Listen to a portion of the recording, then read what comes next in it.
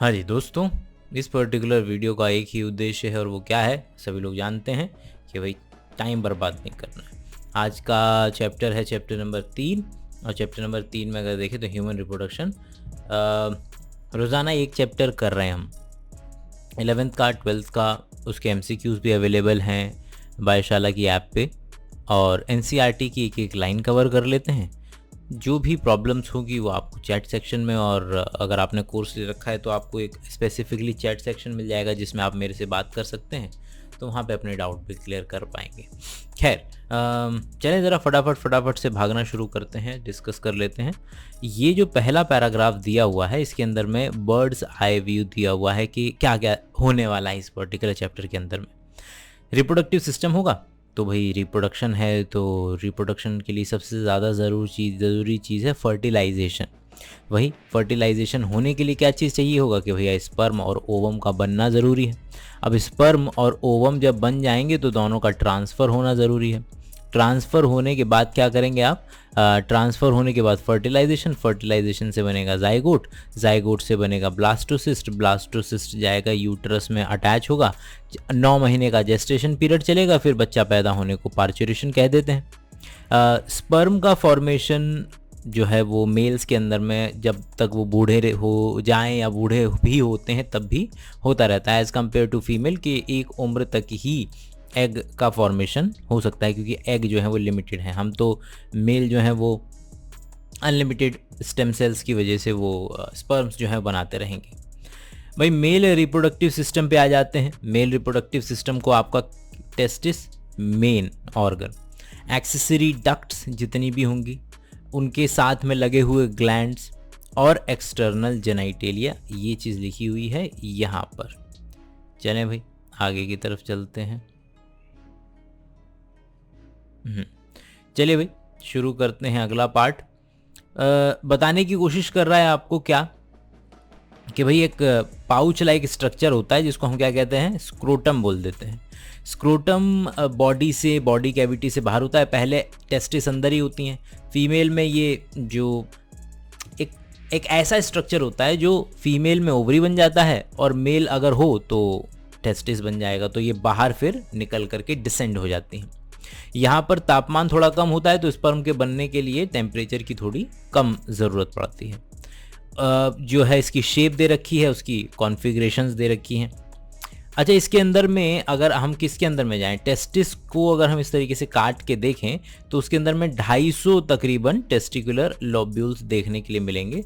इसके अंदर में मैंने इमेजेस अच्छे निकाल करके रख ली ताकि आपको दिमाग ख़राब ना हो। तो ये 1 लोब्यूल, 2 लोब्यूल, 3, 4 इस तरीके से करके 200-250 लोब्यूल जो होते हैं वो एक पर्टिकुलर केस में होते हैं, एक टेस्टिस के अंदर में होते हैं। तो इसकी बात कर रहा है वो। अच्छा, और ये जो लोब्यूल होते हैं इनके अंदर में एक ट्यूब लाइक स्ट्रक्चर होता है। छोटी ट्यूब को ट्यूब्यूल कह देते हैं। जैसे आर्टरी बड़ी हो गई, आर्टेरियोल उससे छोटा हो गया, तो ट्यूब बड़ी हो गई, ट्यूब्यूल उसका छोटा वर्जन हो गया। तो सेमनीफेरस ट्यूब्यूल्स इसके अंदर में मिल जाएंगे आपको। तो यहाँ पर ये जो आपको नज़र आ रहा है इसके अंदर में और घुस करके देखेंगे आप, तो ये जो एक इस तरीके से ये ट्यूब जो है इसके अंदर में ऐसे कॉइल्ड होकर के घुसी पड़ी हैं। ये कुछ और नहीं, ट्यूब्यूल्स हैं। तो इन्हीं को क्या कहते हैं, सेमिनिफेरस ट्यूब्यूल कह देते हैं। अच्छा जी आगे चलें।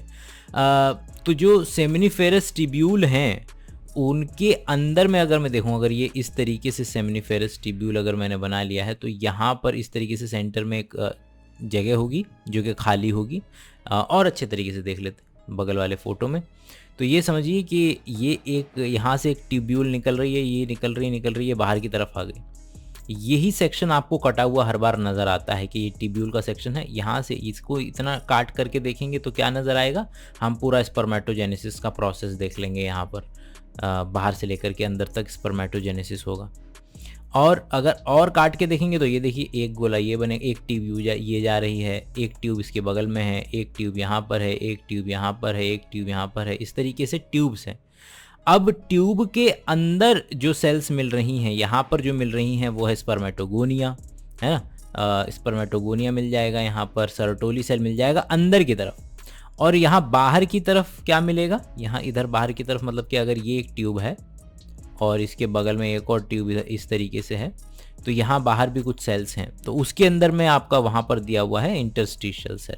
तो ये 2 सेल हैं भाई। सेमिनिफेरस ट्यूब्यूल के अंदर में 2 तरीके की सेल है। कौन सी? पहली तो जर्म सेल हो गई, वही स्पर्मेटोगोनिया जो वहाँ पर रखी हुई है, जो आगे चल करके स्पर्म बनाएगा। और द मेल जर्म सेल है, ठीक है, जो कि मियोसिस करके फाइनली स्पर्म बना देगा, ये लिखा हुआ है। आगे चलते हैं। वहाँ पर सर्टोली सेल भी है अंदर की तरफ ही, अभी बाहर की बात कर ही नहीं रहे हैं। अंदर की तरफ सर्टोली सेल जो है वो स्पर्म को न्यूट्रिशन प्रोवाइड करेगी। इंटरस्टिशियल सेल, ये आ गई वो, कि वो जो हम बात कर रहे थे कि एक ट्यूब इस तरीके से जा रही है और दूसरी ट्यूब अगर इस तरीके से जा रही है, तो यहाँ पर भी तो कुछ सेल्स होंगी। तो इन सेल्स को कह देते हैं हम क्या? इंटरस्टिशियल सेल्स या लेडिग सेल्स। ये क्या करती हैं? लेडिग सेल जो है वो क्या बनाती हैं? हार्मोन बनाती हैं। कौन सा हार्मोन बनाती हैं? एंड्रोजन बनाती हैं। कौन सा? टेस्टोस्टेरोन। बस इतनी सी बात है, आगे चलेंगे। अब आ जाते हैं कौन से, टेस्टिस खत्म हो चुका है। टेस्टिस के बाद हम शुरू करेंगे कौन सा वाला पार्ट? इतने पार्ट में दिया हुआ है जिक्र जितने भी डक्ट्स हैं, डक्ट्यूल्स हैं, उन सब के बारे में। तो होगा यूं कि यहाँ पे आपका सेमिनिफेरस ट्यूब्यूल्स हैं। कई सारी सेमिनिफेरस ट्यूब्यूल देखो आपस में इस तरीके से जुड़ती हैं, जुड़ करके यहाँ पर एक नेटवर्क बनता है। उस नेटवर्क को हम कह देते हैं रेटेटेस्टिस। रेटेटेस्टिस से निकलती है वासा एफरेंशिया, दूसरा नाम है ये, वासा एफरेंशिया निकलती है। वासा एफरेंशिया से हम जाते हैं एपिडिडाइमिस। तो एपिडिडाइमिस का बॉडी, हेड, टेल ये बनता है। टेल के बाद ये बन जाती है अल्टीमेटली एक ट्यूब बन जाती है। वो जो कई हज़ारों जो ट्यूब्यूल्स थी वो मिल करके एक ट्यूब फाइनली बन जाती है, जिसको हम कह देते हैं वास डिफरेंस। ठीक है, ये मेरी वास डिफरेंस हो जाएगी। बस इतना ही बताया गया। यहाँ पूरे के पूरे इसके अंदर में कुछ नहीं है, बस स्पेसिफिकली स्ट्रक्चर को डिफाइन किया गया है। आगे चलते हैं कि भाई ये इसका एक रिलेशनशिप है किसके साथ में? ब्लैडर के साथ में।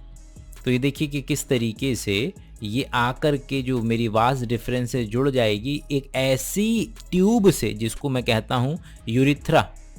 यूरिथ्रा कॉमन रास्ता है आपके यूरिन का भी और सीमेन का भी।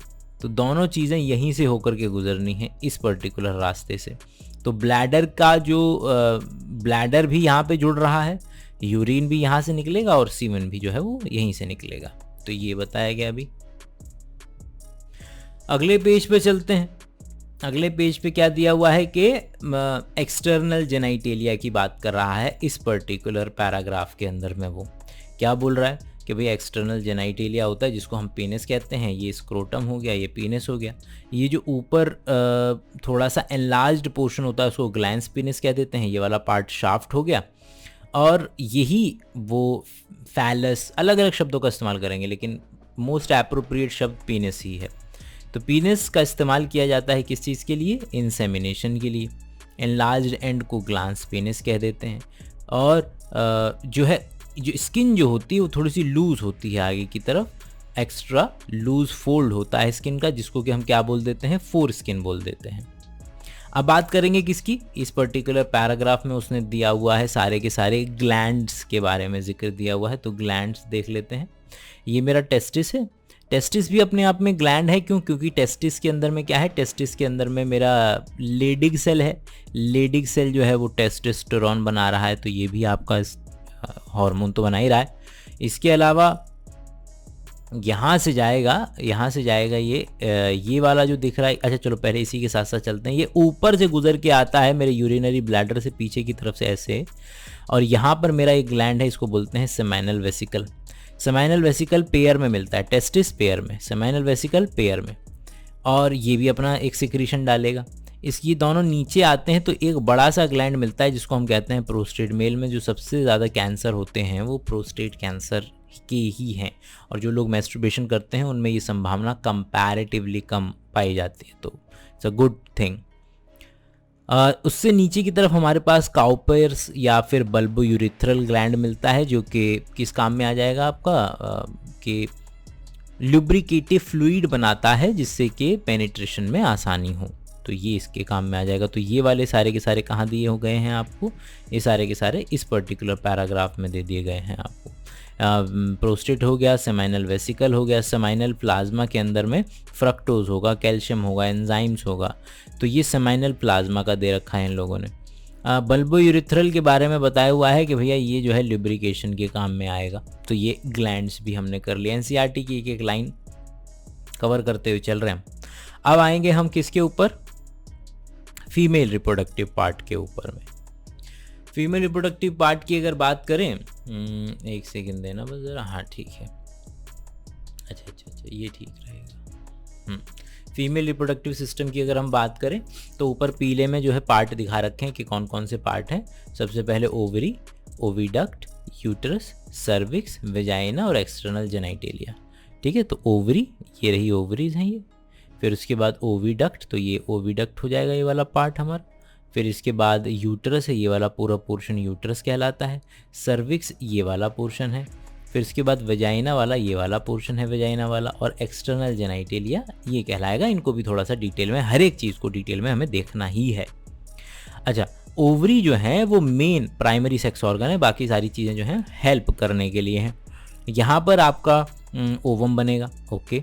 और ओवरी से ही आपके स्टेरॉयडल हार्मोन निकलते हैं, जिसको आप जानते हैं कि प्रोजेस्टेरॉन निकलता है, एस्ट्रोजन निकलता है। तो ये कहाँ से निकल रहे हैं, ये आपके ओवरी से निकल रहे हैं। ओवरी में भी कहाँ से निकलेंगे उसको भी हमें डिटेल में देखना है। ओवरी की लेंथ वगैरह दे रखी है कि भैया बॉडी वॉल से लिगामेंट के थ्रू जुड़ी होती है हमारी, जो पेल्विक वॉल के पास जो है यूट्रस लिगामेंट से जुड़ा होता है। और ओवरी की अपने आप में एक कवरिंग होती है एपिथेलियम की, ओके। और ओवरी किसी भी ऑर्गन को जब आप काटते हैं तो एक पेरिफेरल वाला पार्ट होता है, उसको आप कॉर्टेक्स बोल देते हैं। एक सेंटर वाला पार्ट होता है, उसको आप मेडुला बोल देते हैं। किडनी में, टेस्टिस में, तुम्हारा ब्रेन में, ओवरी में, हर किसी के अंदर में ये जो तरीका है क्लासिफिकेशन का हर किसी में अवेलेबल है। आगे चलेंगे, आगे बताने की कोशिश कर रहा है। हमने ओवरी का जिक्र कर लिया। ओवरी के जिक्र करने के बाद अब बात है किसकी, इसकी ओविडक्ट की। तो ओविडक्ट में क्या देखेंगे हम कि भाई ओविडक्ट मतलब कि फैलोपियन ट्यूब, उसके बाद यूट्रस, फिर वेजाइना, फिर फीमेल एक्सेसरी डक्ट। तो एक एक करके उठा लेते हैं। तो जो फैलोपियन ट्यूब है वो 10 से 12 मीटर की, यहाँ से यहाँ तक की 10 से 12 सेंटीमीटर तक की है। यहाँ पर एक फनल शेप्ड, सबसे पहले फिम्ब्रे आते हैं, फिर एक फनल शेप्ड स्ट्रक्चर होता है जिसको इन्फंडेबुलम बोलते हैं। फिंगर लाइक जो है फिम्ब्री होती हैं, ये फिम्ब्रे हो गए, जिसके ऊपर सीलिएटेड एपिथेलियम होता है। विस्किंग मूवमेंट चलता रहता है, ओवम निकाला जाता है यहाँ, और फिर विस्किंग मूवमेंट से ओवम जो है अंदर की तरफ इस तरीके से जा पाता है। इसके अलावा आपका ये एम्पुला वाला रीजन है, इसके अंदर में जो मुड़ता है, और ये स्थमस वाला रीजन है। तो एम्पुलरी स्थमिक रीजन बोलते हैं जहाँ पर फर्टिलाइजेशन ज़्यादातर होता है। ऐसा फर्टिलाइजेशन होता है जिससे कि बच्चा पैदा हो, जिससे कि इम्प्लांटेशन हो। तो ये वाला पोर्शन भी हमने कर लिया। आइए आगे बढ़ते हैं, चलते जाइए बस, क्योंकि ये शुरुआत में तो केवल इमेज वगैरह वाला मामला है। हाँ जी, अगला पॉइंट है कि एम्पुला भी हो गया हमारा, स्थमस भी हो गया, और ये यूट्रस को ज्वाइन करता है, ये भी हो गया। अब अगला पोर्शन, अगला पैराग्राफ जो है वो किसके बारे में है, यूट्रस के बारे में है। यूट्रस का दूसरा नाम वूम्ब भी होता है ना, कोख, गर्भ। पेट में बच्चा नहीं होता है, पेट होता है स्टमक, और यूट्रस होता है कोख, बच्चा धानी, ये सारे शब्द हैं उसके लिए। यूट्रस जो है वो अपने आप को ओपन करता है अल्टीमेटली वेजाइना में, किसके थ्रू, तो ये जो यूट्रस है ये अल्टीमेटली यहाँ वेजाइना पे ओपन करेगा, किसके थ्रू, सर्विक्स के थ्रू। तो ये यूट्रस, ये सर्विक्स, ये वेजाइना, तो ये 3 पार्ट हो गए मोटा माटी। तो यूट्रस वजाइना में ओपन होगा किसके थ्रू, सर्वाइकल कैनाल के थ्रू, ठीक है। अच्छा, अब क्या नाम है, इसको सर्विक्स प्लस वजाइना को हम क्या बोल देते हैं, बर्थ कैनाल भी बोल देते हैं। यूट्रस की 3 मोटा माटी लेयर्स हैं। सबसे बाहर वाली लेयर को आप क्या बोल देंगे, कहाँ चला गया, इसे इसके अंदर में दिया ही नहीं हुआ है, ठीक है। पेरीमेट्रियम, सबसे बाहर की जो मेम्ब्रेनस कवरिंग है वो पेरीमेट्रियम। फिर उसके बाद जो ये मसल वाला पूरा का पूरा है, ये सारा का सारा मायोमेट्रियम। और ये जो अंदर ग्लैंडुलर लेयर है उसको कहते हैं एंडोमेट्रियम। एंडोमेट्रियम ही वो जगह है जहाँ पर सारा का सारा ग्लैंड्स बनेंगे, इम्प्लांटेशन होगा, प्लासेंटा बनेगा और ये सब होगा। मायोमेट्रियम वो जगह है जो कि कॉन्ट्रैक्शन कराएगा बच्चे के डिलीवरी के लिए, पार्चुरेशन के लिए कॉन्ट्रैक्शन यहाँ पर कराया जाएगा। चलिए ये वाला भी हो गया पोर्शन हमारा। अगले पैराग्राफ पे चलते हैं। अगला पैराग्राफ जो दे रखा है वो आपको सारा का सारा फीमेल एक्सटर्नल जेनाइटेलिया को लेकर के दे रखा है। हाँ, तो इसके अंदर में क्या क्या मिल जाएगा? एक्सटर्नल जेनाइटेलिया के अंदर में मॉन्स प्यूबिस, लेबिया मेजोरा, एक एक उठा लेते हैं, डायरेक्ट देख लेते हैं। तो मॉन्स प्यूबिस जो है वो ये वाला एरिया है कि भैया जहाँ पर फैटी टिश्यू है और प्यूबिक हेयर आता है, ठीक है। लेबिया मेजोरा की बात कर लेते हैं, तो ये जो बाहर सबसे मोटा वाला जो फोल्ड होता है उसको क्या बोल देते हैं? Labia majora. उसी तरीके से बड़े फोल्ड के बाद एक छोटा फोल्ड भी होता है जिसको क्या बोल देते हैं? Labia minora. तो ये जो है ये वाला जो फोल्ड होता है, ये वाला जो फोल्ड होता है इसको लेबिया माइनोरा बोल देते हैं। ये हो गया वेजाइनल ओपनिंग, ये यूरिन के लिए यूरेथ्रल ओपनिंग, और ये हो गया क्लिटरिस। क्लिटरिस वो इस ऑर्गन है जैसे मेल्स के अंदर में ये पीनस का शाफ्ट है और ये ग्लैंस पीनस है, उसी तरीके से ये बिल्कुल छोटा अगर हो जाए तो, क्योंकि दोनों एक ही जगह से बन रहे हैं, वुल्फियन डक्ट, मुलेरियन डक्ट, ये शब्द आपके लिए अभी ज़रूरी नहीं है, लेकिन ये बात समझिए कि बच्चा जब बन रहा होता है, जब उसका सेक्स अभी डिफाइंड नहीं हुआ है, तो उससे पहले एक ही तरीके का स्ट्रक्चर होता है, वही एक डायरेक्शन को राइट साइड में निकल जाए तो शायद मेल, लेफ्ट साइड में निकल जाए तो फीमेल। तो जैसे मेल के जैसे ये लेबिया मेजरा माइनरा वगैरह है, तो हमारे में वो स्क्रोटम का काम कर जाएगा, स्क्रोटम बन जाएगा। तो हर एक चीज़ पैरेलली कुछ ना कुछ बनती है। तो क्लिटरिस का भी क्या होता है? क्लिटरिस भी ऐसे उसकी क्लिटरिस की भी अपनी छोटी सी शाफ्ट होती है, ऊपर एक बहुत ही ज़्यादा इरेक्टाइल टिश्यू होता है। तो फीमेल जो मैस्टरबेशन करती हैं वो क्लिटरिस के ही स्टिमुलेशन को लेकर के किया जाता है। यूरेथ्रल हो गया, वेजाइनल ओपनिंग तो यही वेजाइनल ओपनिंग में ये कवरिंग होती है यहाँ पर इस तरीके से, जिससे कि वेजाइना पूरे तरीके से ओपन नहीं होती है। तो उस कवरिंग को, झिल्लीदार जो कवरिंग होती है उसको हाइमन कह देते हैं। और जो बार बार लोगों को बताया जाता है, एनसीईआरटी स्पेसिफिकली जोर देती है इस बात पे कि भैया किसी भी वजह से हाइमन का जो है रप्चर हो सकती है। लोग अक्सर इसको वर्जिनिटी की गारंटी मान करके बैठे होते हैं, जो उनकी संकीर्ण सोच का बताता है। अच्छा जी, क्लिटरिस हो गई, finger like, tiny finger like structure है, और कहाँ पे होता है? जंक्शन ऑफ लेबिया माइजोरा, मेजोरा और लेबिया मेनोरा, ठीक है। तो यहाँ मेजोरा माइनोरा, मेजोरा और ये माइनोरा के जंक्शन पर जो है अवेलेबल है, ये रहा, ये अवेलेबल है क्लिटरिस। ओके, हाइमन हो गया, क्लिटरिस हो गया, लेब मेजोरा माइनोरा, हाइमन मेजोरा, ठीक है। ये सारी की सारी चीज़ें हो गई। तो यहाँ पर यही बताया गया है कि भैया किसी भी चीज़ से, किसी भी स्पोर्ट्स से, किसी भी टैम्पॉन वगैरह लगाने से, और यहाँ तक कि बस ऐसे खेलने कूदने से भी जो हाइमन जो है वो रप्चर आसानी के साथ हो सकती है। और जिनमें नहीं होती, कभी कभी नहीं भी होती है और रप्चर नहीं होती है, तो फिर कई बार तो ऑपरेशन भी करना पड़ता है कि भैया कुछ ज़्यादा ही जो लेयर है वो बहुत ज़्यादा टाइट है, जिसकी वजह से पेनिट्रेशन नहीं हो पा रहा है या बहुत ज़्यादा पेनफुल पेनिट्रेशन हो रहा है। तो उससे पता चलता है कि कुछ फीमेल्स में हाइमन जो है वो इंटैक्ट रहती है, नहीं जो है वो उतनी आसानी से टूट पाती है। एक बड़ी ही अच्छी शॉर्ट मूवी है यूट्यूब पर, सील के नाम से, ज़रूर देखिएगा इसको, हाइमन के ऊपर है। अगली बात करेंगे मैमरी ग्लैंड की। बोल रहे हैं कि एक functional pair of memory glands हैं और जो हमको मैमल बनाते हैं, क्योंकि हमारे पास मैमरी ग्लैंड्स हैं। ग्लैंडुलर टिश्यू होता है और अलग अलग में फैट का अमाउंट जो है वो अलग अलग हो सकता है। 15 से 20 मैमरी लोब होते हैं। तो अगर मैं ये देखूं तो ये एक पर्टिकुलर लोब हो गया, ये दूसरा, इस तरीके से कितने होते हैं? इसने 12 से 20 लिखे हैं, एनसीईआरटी ने 15 से 20 लिखे हैं। और अगर आप इसको एक को उठा करके देखें तो कुछ ऐसा देखने के लिए मिलेगा, ये एल्वियोलाई लाइक तरीके के स्ट्रक्चर मिलेंगे, और इनको बोलते भी एल्वियोलाई ही हैं। और एल्वियोलाई सारे के सारे मिल करके यहाँ मिल्क का प्रोडक्शन होता है और सारे मिल करके लैक्टिफेरस डक्ट बना देते हैं अल्टीमेटली। तो देखें एनसीईआरटी ने क्या क्या लिखा हुआ है। 15 से 20 मेमोरी लोब होते हैं, वो ये वाले हो गए, ठीक है। इसके बाद अल्टीमेटली क्लस्टर ऑफ सेल्स होता है जो कि एल्वियोलाई बनाता है, और जहाँ पर के मिल्क बनता है, ये क्लस्टर ऑफ सेल हो गए जो एल्वियोलाई है, जहाँ पर के मिल्क बनेगा, स्टोर होगा। और ल्यूमेन में क्या, एल्वियोलाई की ल्यूमेन का क्या मतलब होता है? ल्यूमेन, ये जो खाली जगह है इसको ल्यूमेन बोलते हैं। अच्छा, आगे बढ़ते हैं। Alveoli opens into memory tubule, और मैमरी टिब्यूल सारे के सारे मिलकर के मैमरी डक्ट बनाते हैं। तो यहाँ पर ये पहले लैक्टिफेरस डक्ट के बाद में मैमरी टिब्यूल, और अल्टीमेटली लैक्टिफेरस डक्ट जो है वो ये बन जाती है।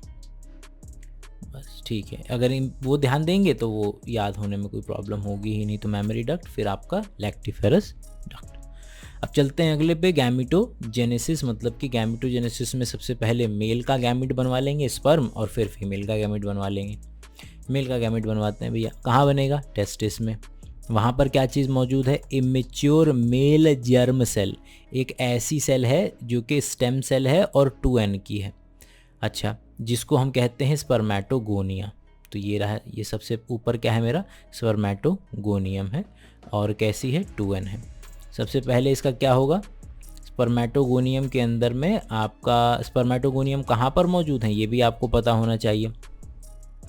और spermatogonia present on to the inner side of seminiferous tubule multiply by mitotic division. तो अगर मैं यहाँ दिखा दूँ तुम्हें, तो ये देखो, ये यहाँ पर है, ये मेरी सेमिनिफेरस टिब्यूल, और सेमिनिफेरस टिब्यूल में मैंने इतना हिस्सा अगर बड़ा करके दिखा रहा हूँ, तो ये बाहर से मेरी ऐसे क्या मिलेगी मेरे को? सबसे बाहर की तरफ 2n वाली सेल मिल जाएगी। फिर उसके बाद वो डिवाइड करती चली जाएंगी, और अल्टीमेटली तो ये इनर साइड यहाँ पर ये बोल रहा है, यहाँ पर, ठीक है, यहाँ पर सारा स्पर्मेटोगोनिया जो है यहाँ मिलेगा।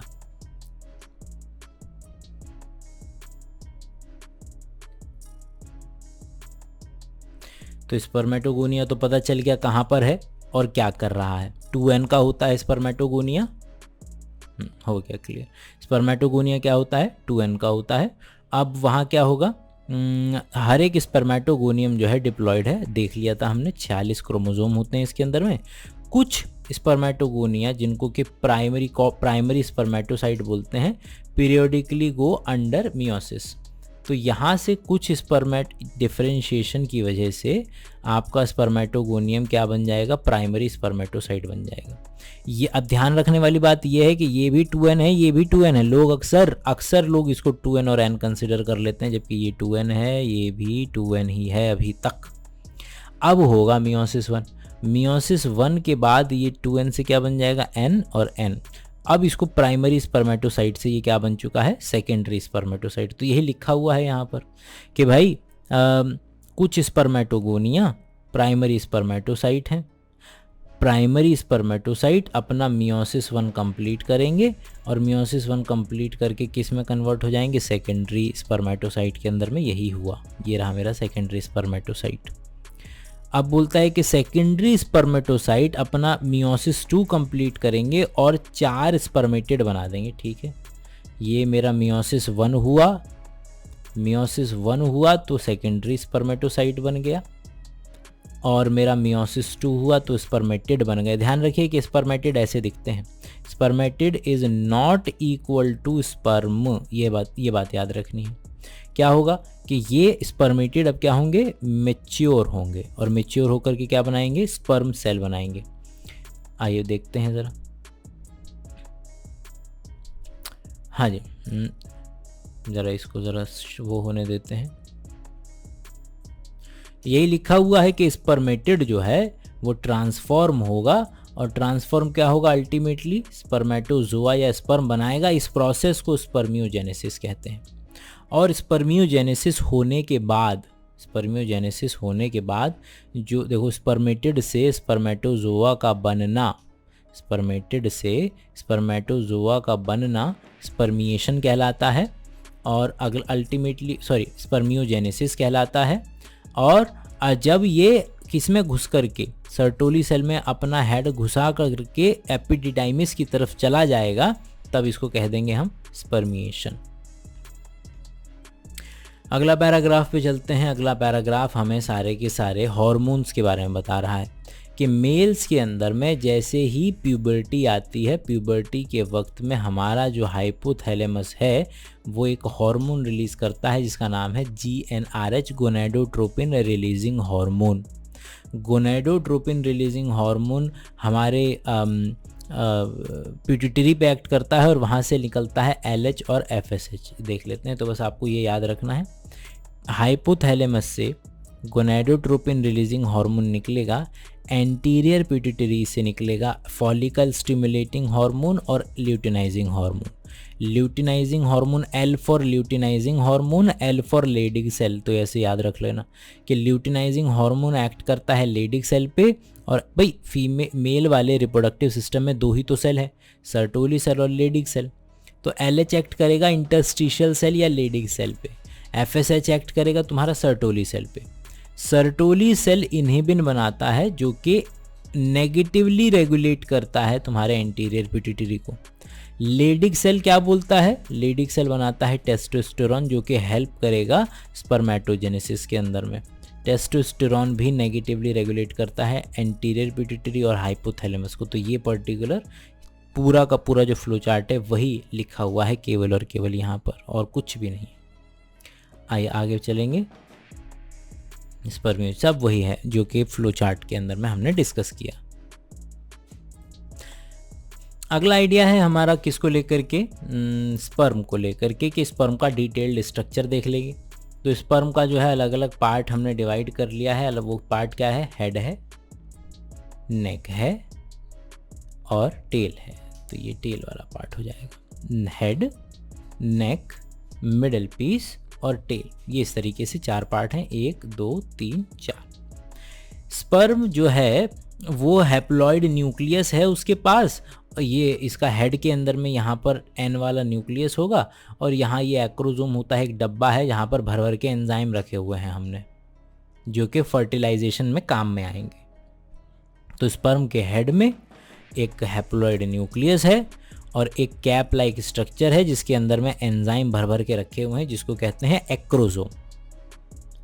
मिडिल पीस की अगर बात करें तो उसके अंदर में यहाँ पर भर भर के माइटोकॉन्ड्रिया मौजूद हैं, क्योंकि स्पर्म को बहुत तेज़ी के साथ भागना पड़ेगा, इसीलिए मिडिल पीस में बड़े सारे माइटोकॉन्ड्रिया हैं, जो कि उसको बहुत तेल की मूवमेंट में काम में आता है, जो कि स्पर्म को मोटिलिटी देता है और जिसकी वजह से फर्टिलाइजेशन होता है। हम एक बार में तकरीबन 200 से 300 मिलियन स्पर्म जो है एक बार में इजैकुलेट करते हैं। अच्छा स्पर्म वो माना जाता है वो स्पर्म जिससे कि बच्चा पैदा होने की संभावना अच्छी है, उसके अंदर में कम से कम 60% का जो साइज़ है वो नॉर्मल होना चाहिए, नॉर्मल शेप और साइज़ होना चाहिए स्पर्म का, और बाकी 40% का जो है बहुत तेज़ी के साथ उनकी मोटिलिटी होनी चाहिए, कम से कम 40% की। तो ये 2 चीज़ें हैं। अगले पे चलते हैं। स्पर्म जो है वो आपका रिलीज हो रहा है सेमिनिफेरस ट्यूब्यूल से। ओके फाइन, सब जानते हैं कि टेस्टिस के अंदर में कंपार्टमेंट के अंदर में सेमिनिफेरस ट्यूब्यूल, वहीं पर स्पर्म बनता है। स्पर्म जो है वो लेकर के जाया जाता है आपका, वही हम डिस्कस कर चुके हैं। स्पर्म से आपका रेटिड टेस्टिस, फिर वास एफरेंशिया, फिर आपका क्या नाम है एपिडिडाइमिस, फिर वास डिफरेंस, वहाँ से यूरिथ्रा। ये इसका पूरा का पूरा रास्ता है कि जो सीमेन है वो किस तरीके से बनता है और किस तरीके से बाहर निकलता है। अगला है oogenesis। स्पर्मेटोजेनेसिस लोगों को समझने में कोई दिक्कत नहीं पेश आती है। अगर कुछ चीज़ समझने में दिक्कत पेश आती है तो वह है oogenesis, तो उस पर ज़रा अच्छे से ध्यान दीजिएगा। सबसे पहले आपको बोल रहा है कि फीमेल गैमीट के बनने के प्रोसेस को oogenesis कहते हैं, पता है हमें। oogenesis जो है मेल की तरह नहीं होता है।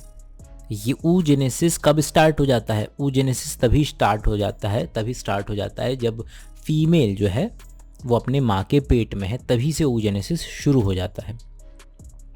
कई सारी सेल्स बनती हैं एम्ब्रायोनिक डेवलपमेंट के वक्त में। एम्ब्रायोनिक डेवलपमेंट के वक्त में ही oogenesis शुरू हो जाता है। उस वक्त कुछ मिलियंस सेल्स जो होती हैं उन पे टेप लगा करके, चेपी लगा करके रख दिया जाता है कि तुम जो है वो ऊगोनिया हो। ऊगोनिया बहुवचन है, एक को देखेंगे तो ऊगोनियम कहलाएगा। अब क्या होगा, जब आपने एक बार चेपी लगा दी सेल्स के ऊपर में, फिर उसके बाद आपका और कोई भी नया ऊगोनिया या ऊगोनियम उसके बाद ज़िंदगी भर तक नहीं बनेगा। एक बार जितना डिफाइन हो गया, अभी है 2 मिलियन, मान लो अभी कितना है 2 मिलियन, तो 2 मिलियन सेल डिफाइन हो गई हैं। अगले पे चलते हैं।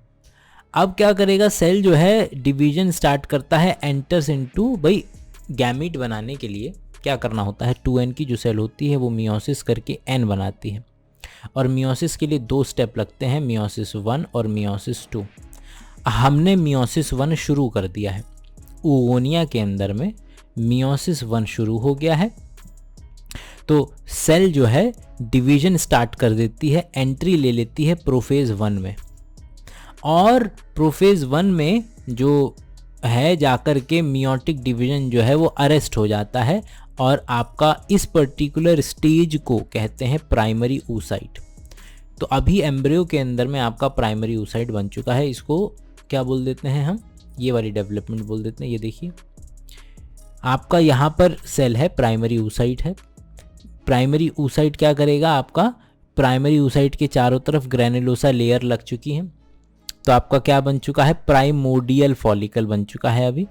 अच्छा, यहाँ पर बस मान लीजिएगा वो थोड़ा सा एक्स्ट्रा इन्फॉर्मेशन है जो कि एनसीईआरटी की लाइन में नहीं है, कि प्राइमरी फॉलिकल या प्राइमरी oocyte से ऊपर भी नाम जो आता है वो प्राइमोडियल oocyte का नाम आता है, प्राइमोडियल फॉलिकल का नाम आता है। तो हमारे पास अभी फ़िलहाल प्राइमरी oocyte है, तो ये रहा मेरे पास primary oocyte। NCERT primordial follicle के बारे में कुछ नहीं बताती है, डायरेक्ट बताती है कि प्राइमरी oocyte जमा ग्रैन्युलोसा सेल्स प्राइमरी फॉलिकल बनाता है। आइए ज़रा देखें, जो प्राइमरी oocyte होता है उसके चारों तरफ सराउंड हो जाती है कौन सी सेल, ग्रैनुलोसा सेल, और उसकी बाद उसका नाम पड़ जाता है क्या चीज़, प्राइमरी फॉलिकल। प्राइमरी oocyte पे सराउंड हो जाता है ग्रैनुलोसा सेल, जिसकी वजह से उसका नाम पड़ जाता है प्राइमरी फॉलिकल। ठीक है, प्राइमरी oocyte, इस वाले स्टेप को भूल जाइए। प्राइमरी oocyte के चारों तरफ क्या आ गया है, ग्रैनुलोसा सेल आ गया है, अंदर है प्राइमरी oocyte, इसको बोल देते हैं प्राइमरी फॉलिकल। आइए आगे की तरफ चलेंगे। अब जो है वो 2 मिलियन से अब तकरीबन कितनी प्यूबर्टी के वक्त पर जो है कितनी बच जाती हैं, 2 मिलियन से घटते घटते कितनी रह जाती हैं, तकरीबन 60 से 80 हज़ार प्राइमरी फॉलिकल्स जो हैं फीमेल की बॉडी में पाए जा रहे हैं। ओके, अब इस प्राइमरी फॉलिकल के चारों तरफ और भी ज़्यादा ग्रैनुलोसा की लेयर आएगी, एक थिका की लेयर आएगी, और जिसकी वजह से ये सेकेंडरी फॉलिकल बन जाएगा। तो हमने क्या देखा कि थिका की, ज़ोना पेलिसिडा को मत मानिएगा क्योंकि एनसीईआरटी में ये आपका ग्राफियन फॉलिकल के अंदर में एनसीईआरटी ने बोला हुआ है। तो क्या देख रहे हैं हम, कि हम देख रहे हैं कि भैया प्राइमरी oocyte, ये अंदर क्या है, प्राइमरी oocyte है, अंदर क्या है, प्राइमरी oocyte है। प्राइमरी oocyte के साथ ग्रैनुलोसा सेल्स जो है वो और भी ज़्यादा बढ़ गई है, और उसके साथ में थिका आ गया है। तो जैसे ही थिका आ गया तो वो क्या बन जाएगा, सेकेंडरी फॉलिकल बन जाएगा। अभी जो है आपको बड़ा ही सिंपल तरीके से पढ़ाया गया है ना 11-12 पे, तो हम तो अभी एनसीईआरटी की एक एक लाइन कवर कर रहे हैं। तो सेकेंडरी फॉलिकल बन जाएगा आपका। ओके फाइन, अब सेकेंडरी फॉलिकल के अंदर सेकेंडरी से टर्शरी बनेगा, और सेकेंडरी से टर्शरी कब बनेगा, जब उसके अंदर में एंट्रम दिखने लगेगा, और थिका और डिफरेंशिएटेड हो जाएगी और अलग हो जाएगी, थिका इंटरना और थिका एक्सटर्ना के अंदर में। तो हम क्या देखेंगे कि जो सेकेंडरी फॉलिकल था वो अब जाकर के टर्शरी फॉलिकल में बदल जाएगा, और टर्शरी फॉलिकल के अंदर में एक फ्लूइड फिल्ड कैविटी एंट्रम आने लगेगी, थिका एक्सटर्ना थिका इंटरना बनने लगेगा। ग्रैनुलोसा सेल्स तो थी ही, ज़ोना पेलिसिडा आप कंसिडर नहीं करेंगे, और इसके अंदर में अभी भी क्या है, प्राइमरी oocyte है, जो कि अभी जिसने मियोसिस 1 कंप्लीट नहीं किया है। प्राइमरी oocyte जो है टर्शरी फॉलिकल के अंदर अब अपना पहला मियोटिक डिवीजन कंप्लीट करेगी। देखिए टर्शरी फॉलिकल के अंदर में जैसे ही वो अपना फर्स्ट मियोटिक डिवीजन कंप्लीट करेगा, वो क्या बन जाएगा आपका फाइनली क्वार्टनरी या ग्राफियन फॉलिकल बोल देंगे। आपके टर्शरी वाले के अंदर में आपने क्या कर दिया, मियोसिस 1 कंप्लीट कर दिया, और मियोसिस 1 कंप्लीट करते ही आपका प्राइमरी oocyte था जो यहाँ पर, वो प्राइमरी oocyte से यहाँ पर सेकेंडरी oocyte में आपको मिल जाएगा। याद रखिएगा कि अभी भी ओवम नहीं बना है। ओके, तो सेकेंडरी oocyte और जो डिवीजन है प्राइमरी oocyte का वो कैसे हुआ है, अनइक्वल हुआ है। तो एक पोलर बॉडी बनी है छोटी सी, और एक जो है आपका क्या बना है, सेकेंडरी oocyte बना है। तो ये हो गया। अल्टीमेटली जो टर्शरी, एक सेकेंड इसको ज़रा साफ हो जाने देते हैं। हाँ, टर्शरी जो फॉलिकल है वो आपका अल्टीमेटली ग्राफियन फॉलिकल में बदल जाएगा। Secondary oocyte forms a new membrane called zona pellucida. तो 11th और 12th के लेवल पे आपको जो है वो यहाँ बताया हुआ है कि जो यहाँ पर जो सेकेंडरी oocyte बना है, यहाँ सेकेंडरी oocyte के चारों तरफ पहली दफ़ा आपको क्या देखने के लिए मिलेगा, जोना पेलिसिडा लेयर देखने के लिए मिलेगी। तो ऊपर वाले को नहीं मानना है, इस वाले को मानना है, क्योंकि हमें एनसीईआरटी को मान करके चलना है। चीज़ें बदलेंगी आगे चल करके आपके लिए, लेकिन ओके।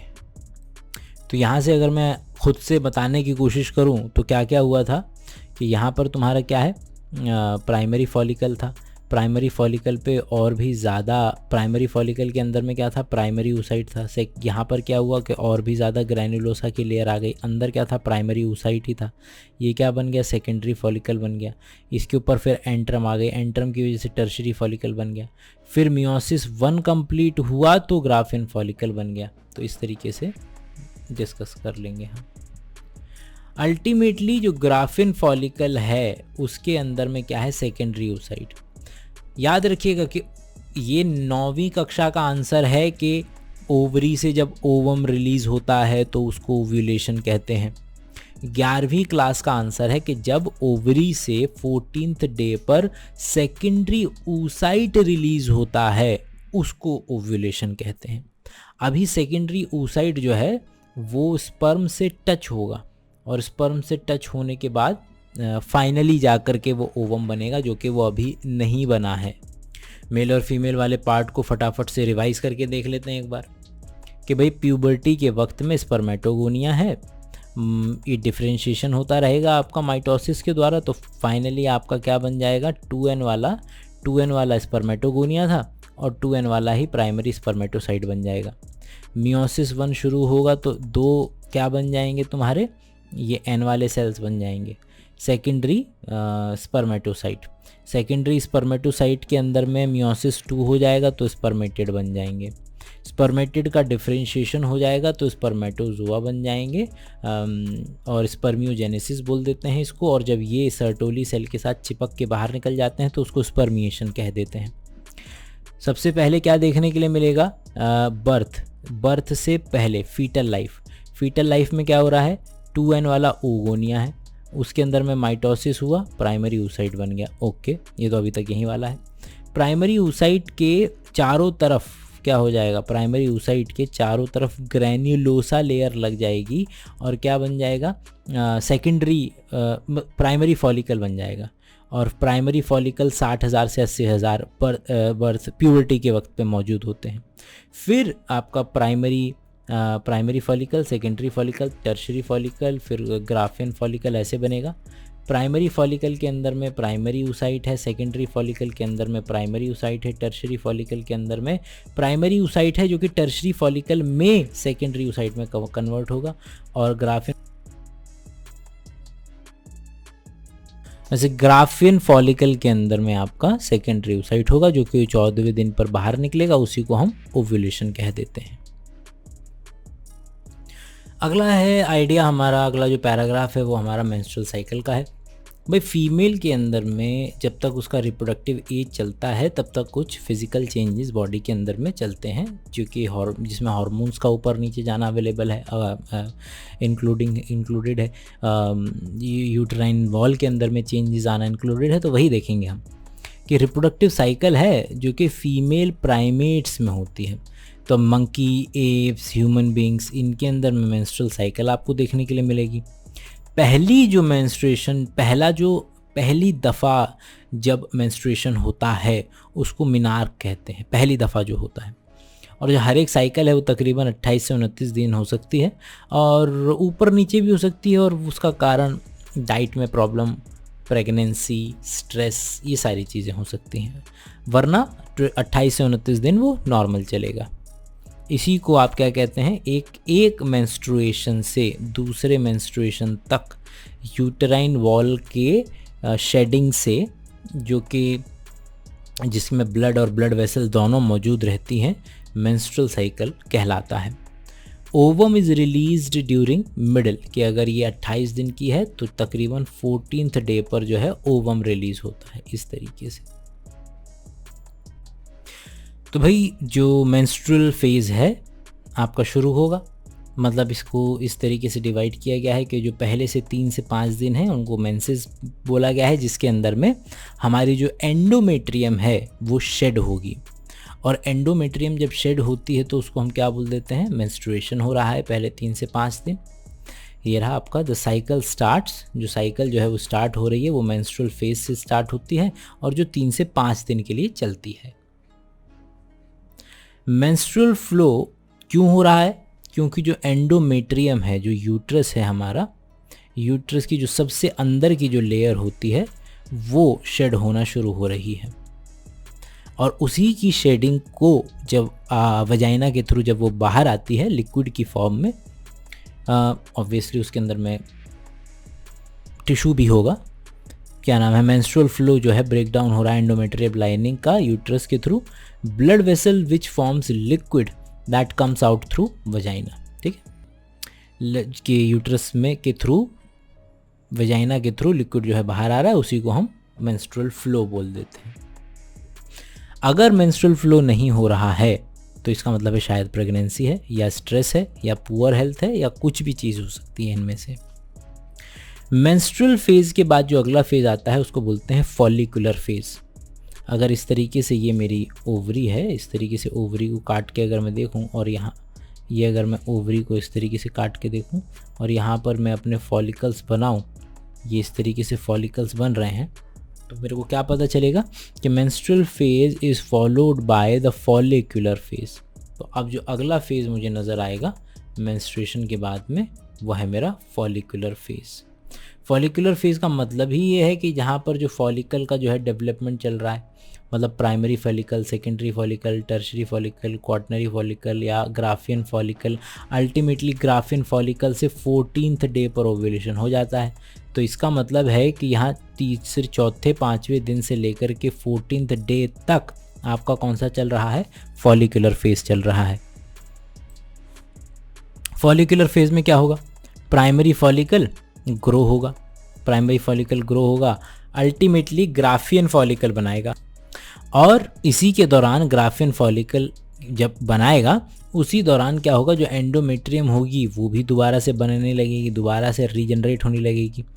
तो या तो उसको प्रोलिफरेटिव फेज़ बोल दो, क्योंकि यूट्राइन लाइनिंग दोबारा से बन रही है, या फिर उसको फॉलिकुलर फेज़ बोल दो, क्योंकि आपका जो फॉलिकल है प्राइमरी, सेकेंडरी, टर्शरी, ग्राफियन, ये सारे के सारे फॉलिकल बनेंगे इस समय के अंदर में। अगला पैराग्राफ बताने की कोशिश कर रहा है कि भाई किस तरीके से LH और FSH जो हैं वो धीरे धीरे ग्रेजुअली इंक्रीज करते हैं फॉलिकुलर फेज़ में। वहाँ नज़र आ रहा है कि हाँ ये दोनों जो हैं धीरे धीरे ऐसे और एकदम से पीक मारते हैं। तो ये देखिए कि बोथ LH और FSH पीक मारते हैं 14th डे पर।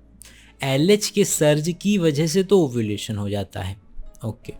और स्पेसिफिकली जो हमने देखा है द ओव्यूलेशन या ओव्यूलेटरी फेज़ जो है वो शुरू होता है। अब यहाँ से क्या होगा कि ओव्यूलेशन हो गया है। ओव्यूलेशन होने के बाद जो ग्रैन्युलोसा सेल्स हैं वो ओवरी के अंदर में रह जाती हैं और ओवरी के अंदर में रहने पर उनको कन्वर्ट कर दिया जाता है कॉर्पस ल्यूटियम में और कॉर्पस ल्यूटियम परसिस्ट करता है। तो द ओव्यूलेशन के बाद जो है ल्यूटियल फेज़ आता है। ल्यूटियल का मतलब ही होता है येलो फेज़। तो और जिसकी वजह से क्या होगा, जो चीज़ ग्राफियन फॉलिकल की रह गई है ओवरी के अंदर में वो चीज़ कन्वर्ट हो जाएगी कॉर्पस ल्यूटियम के अंदर में। और जो कॉर्पस ल्यूटियम है वो निकालता है प्रोजेस्टेरॉन और प्रोजेस्टेरॉन ज़रूरी है एंडोमेट्रियम को मेंटेन करने के लिए। एंडोमेट्रियम का बहुत अच्छे से फ्लरिश करना, ग्लैंडुलर होना, बढ़िया से परिपक्व होना ज़रूरी है ताकि वहाँ पर इम्प्लांटेशन हो सके। अगर फर्टिलाइजेशन नहीं होता है तो फिर कॉर्पस ल्यूटियम ख़त्म हो जाता है और कॉर्पस ल्यूटियम ख़त्म हो जाएगा तो आपका प्रोजेस्टेरॉन नहीं बचेगा और प्रोजेस्टेरॉन नहीं बचेगा तो यूटेराइन की एंडोमेट्रियम को मेंटेन करने वाला नहीं बचेगा कोई, और एंडोमेट्रियम को मेंटेन करने वाला अगर कोई नहीं बचेगा तो फिर मेंस्ट्रुअल फ्लो हो जाएगा। ये मेंस्ट्रुअल वाली जो साइकिल है, मेंस्ट्रुएशन की जो साइकिल है, वो लगभग 50 सालों तक चलती है। जाहिर सी बात है अलग अलग फीमेल्स में अलग अलग डेट हो सकती है, बट मोटा माटी तकरीबन 50 के आसपास आकर के मेनोपॉज आता है। अगला है फर्टिलाइजेशन एंड इम्प्लांटेशन। तो यहाँ नीचे से स्पर्म तैरता हुआ आता है आपका, एक सेकेंड, यहाँ से नीचे से स्पर्म तैरता हुआ आता है आपका, अरे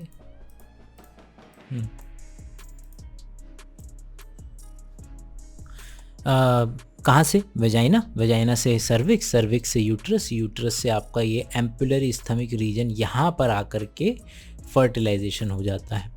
फर्टिलाइजेशन हो जाएगा तो यही बोल रहा है कि मोटाइल स्पर्म स्विम करता हुआ आता है, सर्विक्स से होता है, एंटर करता है यूट्रस में, फिर एम्पुलर वाले रीजन में, यहाँ वाले रीजन में पहुँचता है, वहाँ जा कर के फर्टिलाइज कर जाता है। और उसी समय पे ओवरी से भी यहाँ से ओवम जो है वो रिलीज़ होकर के यहाँ आना चाहिए, तभी बढ़िया फर्टिलाइजेशन की जो संभावना है सबसे अच्छी रहती है। फ्यूजन हो गया, यहाँ पर आपका स्पर्म और ओवम का फ्यूजन हो गया, उसी को फर्टिलाइजेशन कह देते हैं।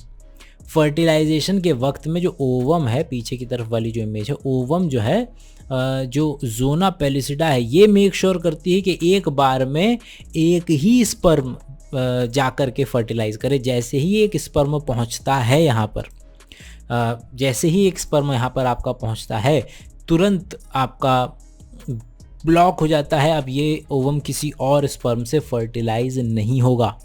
तो ये आइडिया है। Secretion of acrosome helps in sperm entry. तो जो स्पर्म है उसका जो एक्रोजोम है उसके पास एंजाइम्स होते हैं, और वो सारे के सारे एंजाइम हेल्प करते हैं स्पर्म को पेनिट्रेट करने के लिए। स्पर्म की तिकोनी शेप का पेनिट्रेशन से कोई लेना देना नहीं है, लोग अक्सर लिख देते हैं, बट हाँ जो उसकी वो उसके स्विमिंग से है, बट जो फर्टिलाइजेशन का जो आइडिया है वो सारा का सारा एक्रोजोम से होकर के ही गुजरेगा। आगे चलते हैं। तो होता यूँ है दोस्त कि आपके पास, हमारे पास जो बच्चा जब पैदा हो रहा था, जब भ्रूण में था, जब गर्भ में था, तब वहाँ पर प्राइमरी फॉलिकल बन गए थे। मतलब कि प्राइमरी oocyte वहाँ पर मौजूद था। प्रोफेज 1 में वो अरेस्ट हो गया था और प्राइमरी oocyte था। प्राइमरी oocyte ने टर्शरी फॉलिकल के अंदर में मियोसिस 1 कंप्लीट किया, सेकेंडरी oocyte बन गया। 14th डे पर सेकेंडरी oocyte रिलीज हो गया और सेकेंडरी oocyte जो है मेटाफेज 2 में जाकर के अरेस्ट हो गया। अब जब स्पर्म आएगा, स्पर्म के पास असल में एनाफेज प्रोमोटिंग फैक्टर है, तो जैसे ही स्पर्म इस पर टच करेगा तुरंत सेकेंडरी oocyte डिवाइड करेगा। तो ये डिवाइड करेगा और किस में बदल जाएगा? ओवम और सेकंड पोलर बॉडी के अंदर में। तो यहाँ यही लिखा हुआ है कि सेकंड पोलर बॉडी कैसे बनेगी और ऊटेरिया हैप्लॉइड ओवम कैसे बनेगा। और तुरंत वो जो पोलर बॉडी है वो एक तरफ रहेगी और जो हमारा ओवम है वो स्पर्म से फर्टिलाइज करके जाइगोट बना लेगा। इस पर्टिकुलर पैराग्राफ के अंदर में वही 50-50 वाला दिया हुआ है कि भाई क्योंकि फीमेल पर फ़र्क ही नहीं पड़ता है, फीमेल तो हर कंडीशन में एक्स क्रोमोसोम ही देगी। मेल है जो 50% of the time x chromosome देंगे और 50% ऑफ द वाई क्रोमोसोम देंगे।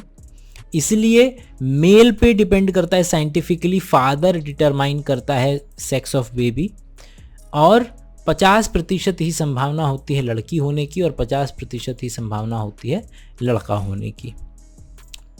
अगला, तो एम्पुलरी स्थमिक रीजन में हम जानते हैं कि क्या हो जाएगा।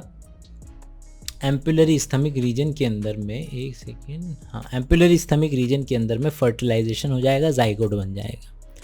जाइगोट जो बन गया है अब धीरे धीरे तकरीबन 7 से 9 दिनों के अंदर में यूट्रस तक पहुंचेगा और वहां जाकर के इम्प्लांटेशन करेगा। तो जो सबसे पहले ये डिवाइड करेगा, कैसे डिवाइड करेगा? 2 cell, 4 cell, 8 cell, 16 cell, 32 cell, ऐसे करता डिवाइड करता हुआ तकरीबन 7 से 9 दिनों के अंदर में ये यूट्रस पर इम्प्लांटेशन होगा। तो यहाँ पर इसने नाम दे दिए हैं केवल और केवल। और जो डिवीज़न होगा, जाहिर सी बात है कि वो साइज़ में बड़ा नहीं हो रहा है। आप अगर देखें तो जो जाइगोट है वो साइज़ में बड़ा नहीं हो रहा है, वो केवल और केवल उसके अंदर में जो डिवीज़न हो रहा है बगैर साइज़ में बड़े हो रहा है। और अगर साइज़ में बढ़ोतरी न हो और डिवीज़न हो तो उसको कहते हैं क्लीवेज। तो अगर डायरेक्ट इसी भाई सेब को मैं काटने लग जाऊं तो उसको जो मैं काट रहा हूं डिवीजन हो रहा है लेकिन साइज नहीं बढ़ रहा है।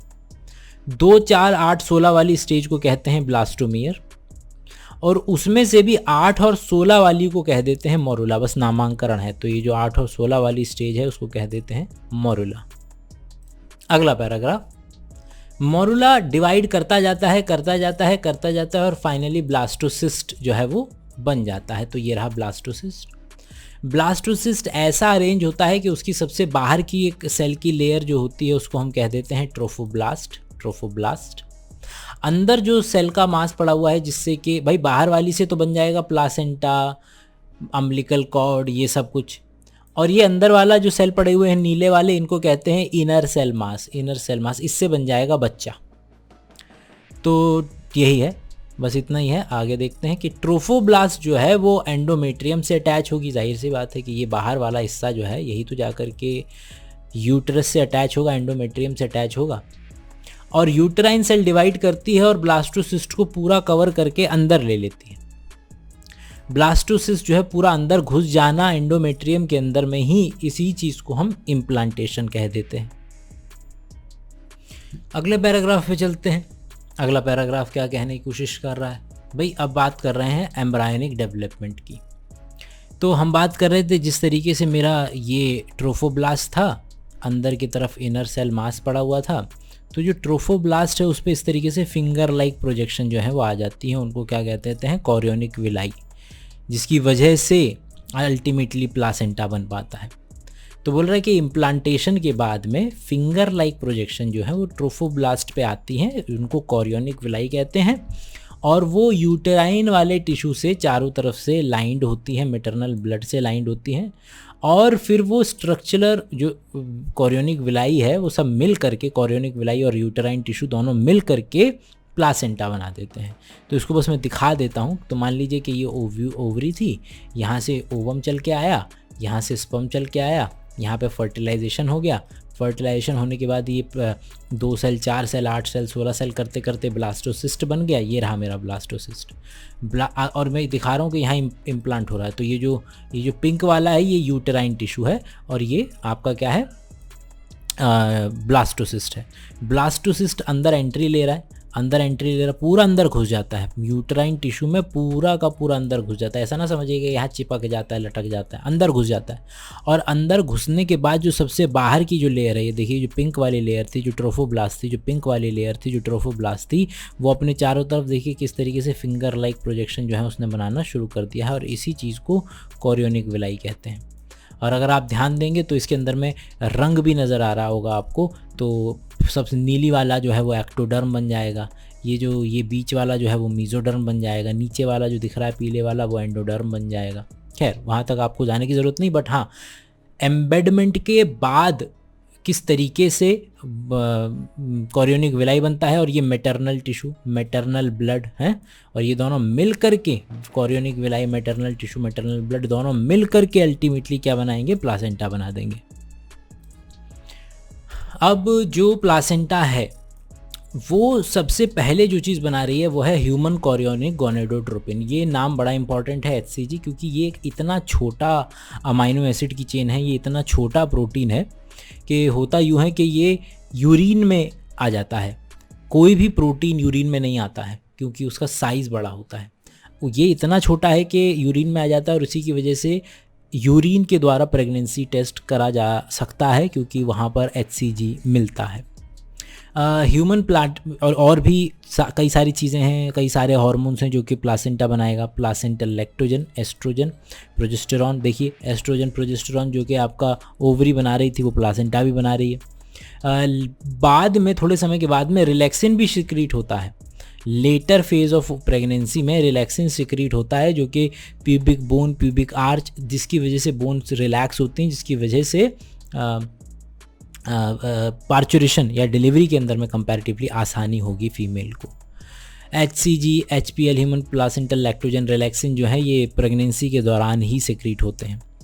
इसके अलावा और भी हार्मोन्स हैं जो कि बन रहे हैं, जो कि प्रेगनेंसी के अलावा भी सिक्रीट होते रहते हैं। Oestrogen, progesterone, cortisol, prolactin, thyroxine, increased several fold. ये हार्मोन्स भी फीमेल की बॉडी के अंदर में कई गुना ज़्यादा तक जो है बढ़ जाते हैं। बॉडी के अंदर में पूरा बुरे तरीके से चेंज आता है, स्पाइनल आर्च चेंज होती है, बॉडी की डेंसिटी, बोन्स की डेंसिटी चेंज होती है, बहुत ज़्यादा बदलाव आता है पूरी बॉडी के अंदर में, क्योंकि एक तरीके से ये दूसरा जेनेटिक मटेरियल है, क्योंकि बच्चे के पास फादर का जेनेटिक मटेरियल भी है 50%, तो बॉडी को पूरा ब्लड फीटल बैरियर बनाना पड़ता है। मदर और बच्चे का ब्लड कभी आपस में कांटेक्ट में नहीं आता है। जैसा कि अभी हम डिस्कस कर रहे थे, 3 लेयर बन गई थी, मीजोडर्म, एक्टोडर्म, एंडोडर्म, और ये तीनों की तीनों लेयर्स जो हैं, जहाँ पहले एंडोडर्म और एक्टोडर्म बनती है, और जहाँ पर एक्टोडर्म और एंडोडर्म छूते हैं एक दूसरे को, वहाँ पे मीजोडर्म भी बन जाती है। और यही जो है पूरी बॉडी के अंदर में सारे के सारे जितने भी टिश्यू वगैरह हैं उनको जन्म देती है।